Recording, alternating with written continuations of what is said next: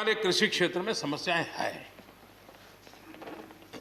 कोई ये तो मना नहीं कर सकता है समस्याएं नहीं है, लेकिन समस्याओं का समाधान हम सबको मिलकर के करना होगा।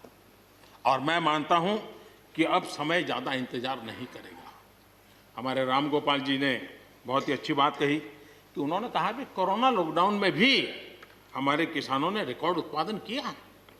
सरकार ने भी बीज, खाद, सारी चीज़ें कोरोना काल में भी पहुंचाने में कोई कमी नहीं होने दी, कोई संकट नहीं आने दिया, और उसका सामूहिक परिणाम मिला कि देश के पास यह भंडार भरा रहा।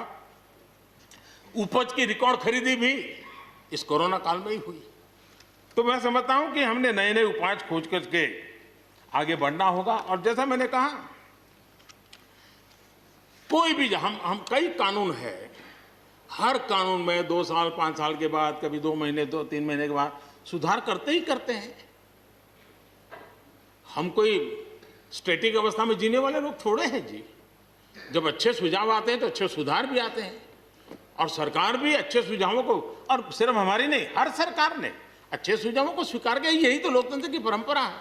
और इसलिए अच्छा करने के लिए अच्छे सुझावों के साथ, अच्छे सुधारों की तैयारी के साथ हम सबको आगे बढ़ना चाहिए। मैं आप सबको निमंत्रण देता हूं, आइए हम देश को आगे ले जाने के लिए, कृषि क्षेत्र की समस्याओं का समाधान करने के लिए आंदोलनकारियों को समझाते हुए हमने देश को आगे ले जाना होगा। हो सकता है कि शायद आज नहीं तो कल जो भी यहाँ होगा, किसी न किसी को ये काम करना ही पड़ेगा। आज मैंने किया है, गालियाँ मेरे खाते में जाने दो, लेकिन इस अच्छा करने में आप जुड़ जाओ। बुरा हो मेरे खाते में, अच्छा हो आपके खाते में, आओ मिलकर के चले।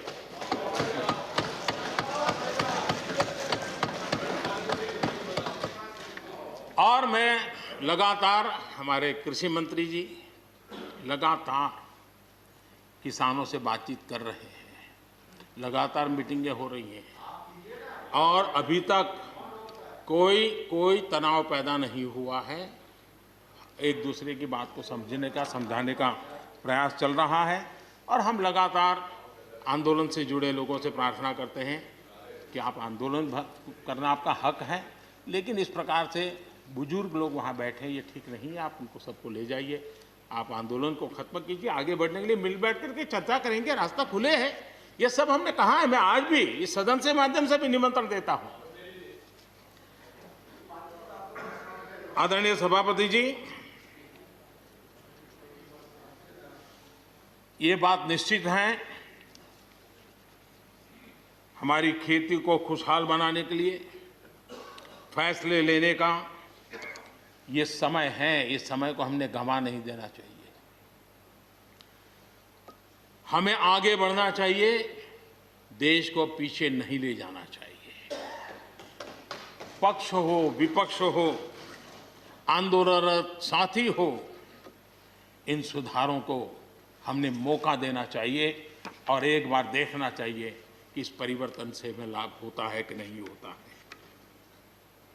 कोई कमी हो तो उसको ठीक करेंगे, और कहीं ढिलाई है तो उसको कसेंगे।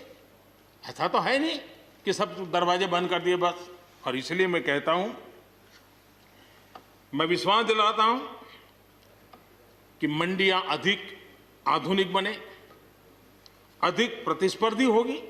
इस बार बजट में भी उसके लिए हमने प्रावधान किया है। इतना ही नहीं, एमएसपी है, एमएसपी था, एमएसपी रहेगा। इस सदन की पवित्रता समझे हम। जिन 80 करोड़ से अधिक लोगों को सस्ते में राशन दिया जाता है, वो भी कंटिन्यू रहेगा।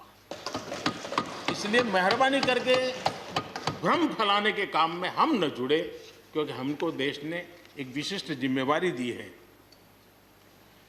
किसानों की आय बढ़ाने के जो दूसरे उपाय हैं, उन पर भी हमें बल देने की जरूरत है। आबादी बढ़ रही है, परिवार के अंदर सदस्यों की संख्या बढ़ रही है, जमीन के टुकड़े छोटे होते जा रहे हैं। ऐसी स्थिति में हमें कुछ न कुछ ऐसा करना ही होगा ताकि किसानी पर बोझ कम हो, और हमारे किसान के परिवार के लोग भी रोजी रोटी कमाने के लिए, उनके लिए हम और अवसर उपलब्ध करा सकें। इनकी तकलीफों को दूर करने के लिए हमने काम करना होगा।